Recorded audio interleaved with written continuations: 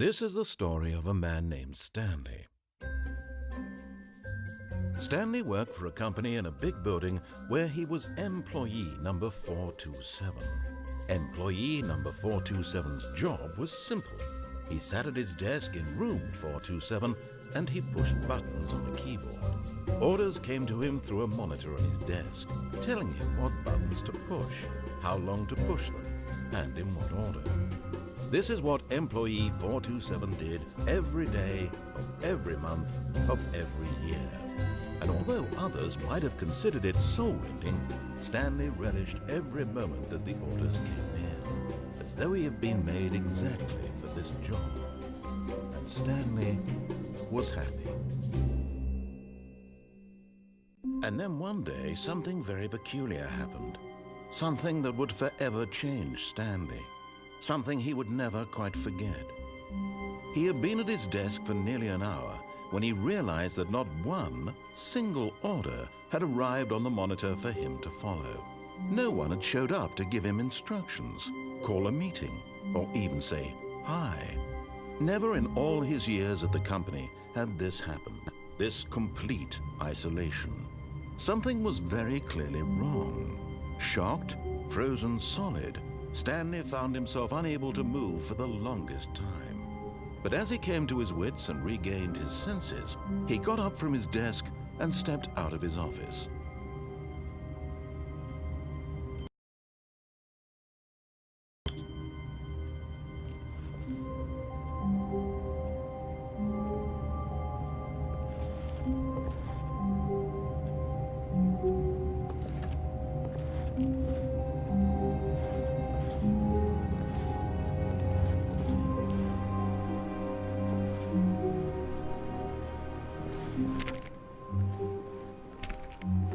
The meeting room. Yes, that's where everyone would be.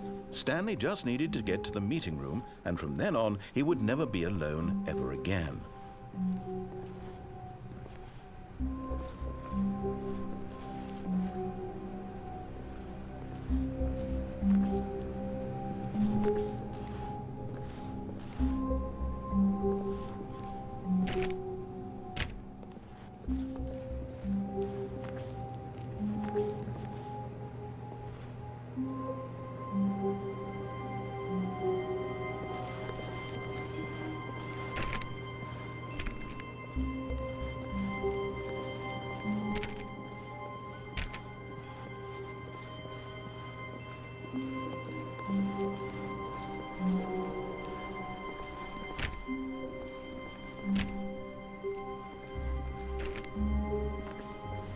When Stanley came to a set of 2 open doors, he entered the door on his left.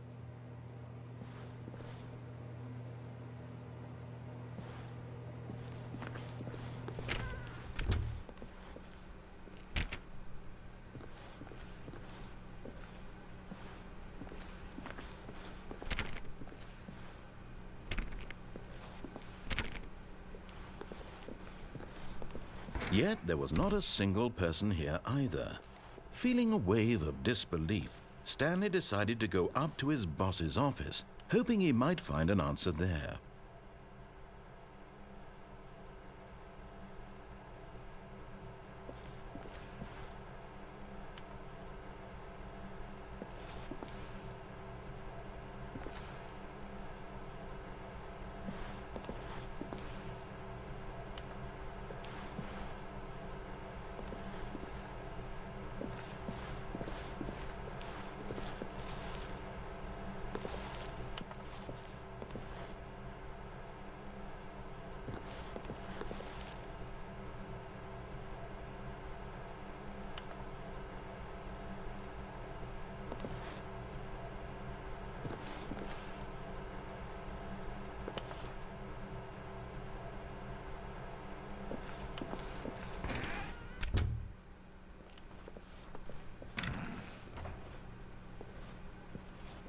Stanley stepped into the broom closet, but there was nothing here, so he turned around and got back on track.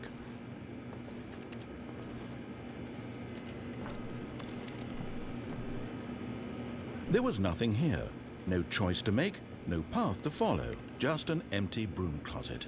no reason to still be here. Coming to a staircase, Stanley walked upstairs to his boss's office.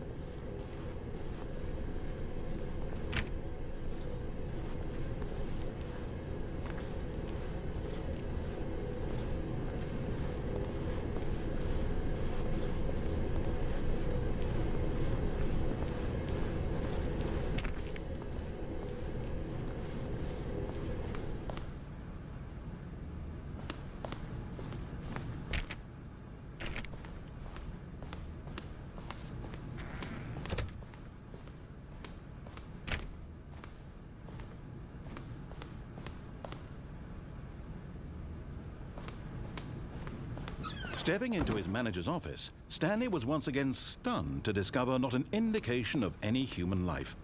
Shocked, unraveled, Stanley wondered in disbelief who orchestrated this. What dark secret was being held from him? What he could not have known was that the keypad behind the boss's desk guarded the terrible truth that his boss had been keeping from him. And so the boss had assigned it an extra secret PIN number, 2845. But of course, Stanley couldn't possibly have known this. Yet incredibly, by simply pushing random buttons on the keypad, Stanley happened to input the correct code by sheer luck. Amazing. He stepped into the newly opened passageway.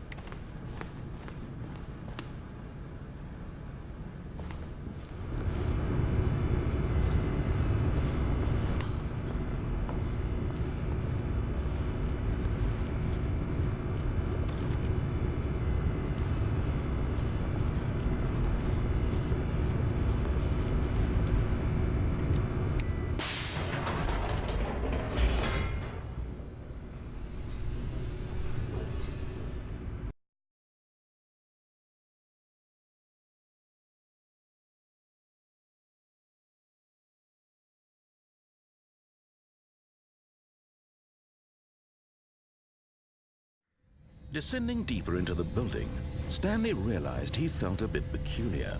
It was a stirring of emotion in his chest, as though he felt more free to think for himself, to question the nature of his job. Why did he feel this now, when for years it had never occurred to him? This question would not go unanswered for long.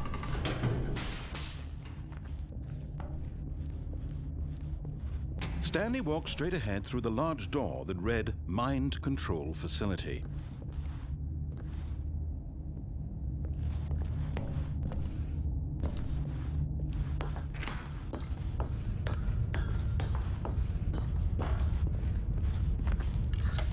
The lights rose on an enormous room packed with television screens. What horrible secret did this place hold? Stanley thought to himself. Did he have the strength to find out?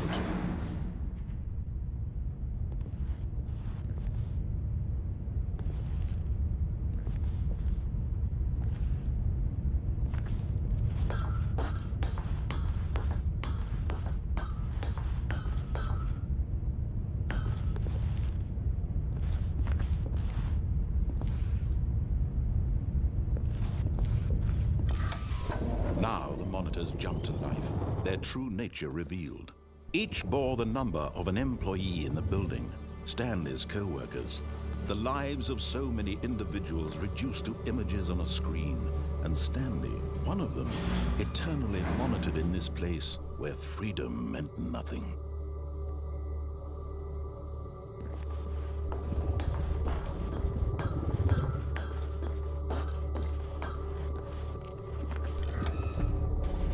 This mind control facility, it was too horrible to believe. It couldn't be true. Had Stanley really been under someone's control all this time? Was this the only reason he was happy with his boring job? That his emotions had been manipulated to accept it blindly? No, he refused to believe it. He couldn't accept it. His own life in someone else's control? Never! It was unthinkable, wasn't it? Was it even possible? Had he truly spent his entire life utterly blind to the world?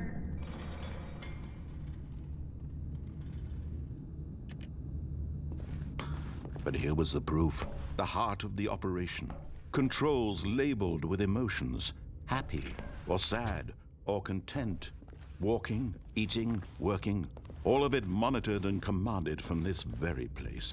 And as the cold reality of his past began to sink in, Stanley decided that this machinery would never again exert its terrible power over another human life. For he would dismantle the controls once and for all.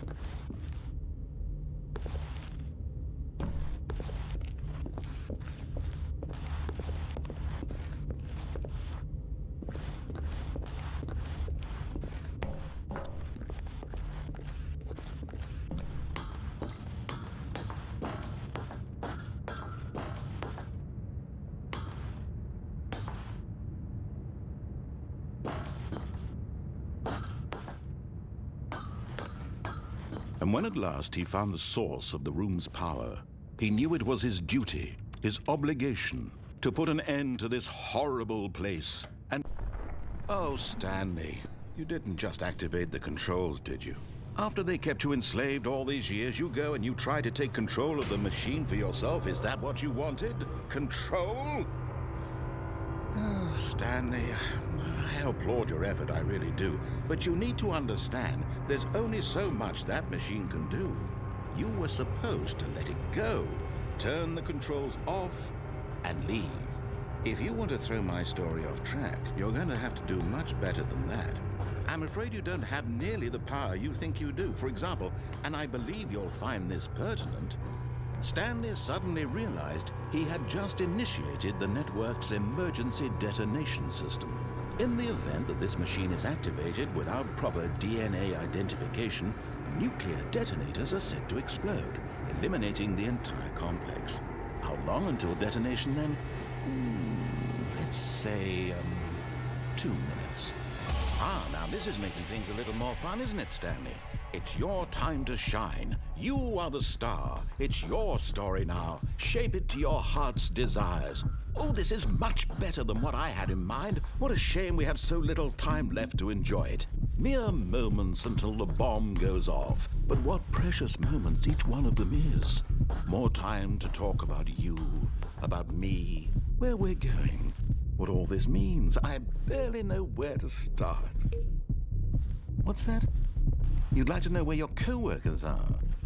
A moment of solace before you're obliterated? All right, I'm in a good mood. You're gonna die anyway. I'll tell you exactly what happened to them. I erased them. I turned off the machine. I set you free. Of course, that was merely in this instance of the story. Sometimes when I tell it, I simply let you sit there in your office forever, pushing buttons endlessly and then dying alone. Other times, I let the office sink into the ground, swallowing everyone inside, or I let it burn to a crisp. I have to say this, though, this version of events has been rather amusing. Watching you try to make sense of everything and take back the control wrested away from you, it's quite rich. I almost hate to see it go.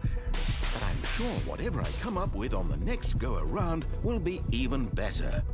My goodness, only 34 seconds left. But I'm enjoying this so much. You know what? To hell with it. I'm going to put some extra time on the clock. Why not? These are precious additional seconds, Stanley. Time doesn't grow on trees. Oh dear me, what's the matter, Stanley? Is it that you have no idea where you're going or what you're supposed to be doing right now?